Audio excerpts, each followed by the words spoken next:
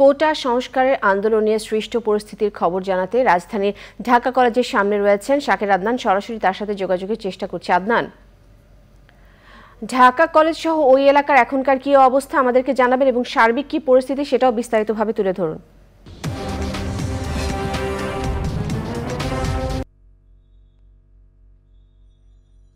ধন্যবাদ। ঠিক এই মুহূর্তে পরিস্থিতি যদি আমরা বলি, আমরা একটি ওভারব্রিজের উপরে উঠেছি এই পরিস্থিতি দেখার জন্য।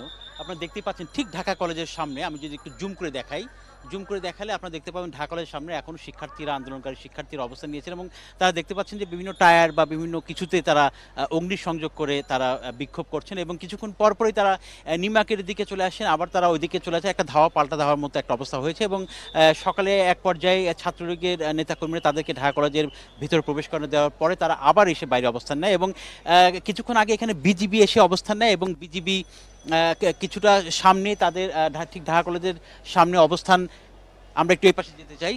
ঢাকা কলেজের ঠিক সামনে অবস্থান নেয়ার পরে যে পরিস্থিতি আসলে তারা নিয়ন্ত্রণ নেওয়ার চেষ্টা করছিলেন, তবে তারা এর কিছুক্ষণ পরে আবার কিছুটা পেছনে আসেন এবং এরপরে ঠিক পরেই পুলিশ এসে এখানে অবস্থান নিয়েছে আপনি দেখছেন এবং এখন ঠিক পুলিশ এবং বিজিবি একসঙ্গে অবস্থান করছেন এবং আপনারা দেখতে পাচ্ছেন যে এই পরিস্থিতির নিয়ন্ত্রণের সামনে একটি গাড়ি রাখা হয়েছে। তো এই গাড়ি থেকে আসলে পরিস্থিতি নিয়ন্ত্রণ এবং যেহেতু আইনশৃঙ্খলা বাহিনীর সদস্যরা নিয়োজিত রয়েছেন, কী পরিস্থিতি তারা এখানে পর্যবেক্ষণ করছেন এবং আসলে কি করা যায় সেটি নিয়েও তারা এখানে ভাবছেন। আমরা যতটুকু তাদের পরিস্থিতি দেখে বুঝলাম। তো আপনারা জানেন যে ঢাকা কলেজের সামনে একজন নিহত হয়েছেন এই সংঘর্ষের ঘটনা, সেটি প্রায় 2 ঘন্টা আগে ঢাকা মেডিকেল কলেজ হাসপাতালে নেওয়ার পর তার মৃত্যু হয়। তবে তার নাম পরিচয় আমরা জানতে পারিনি।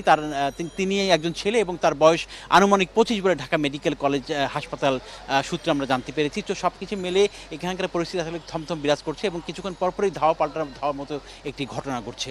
বিদিতা, ধন্যবাদ আপনাকে। এখন জন্ম সনদ দিয়ে খোলো বিকাশ স্টুডেন্ট অ্যাকাউন্ট। নিজের বিকাশ নিজে কর।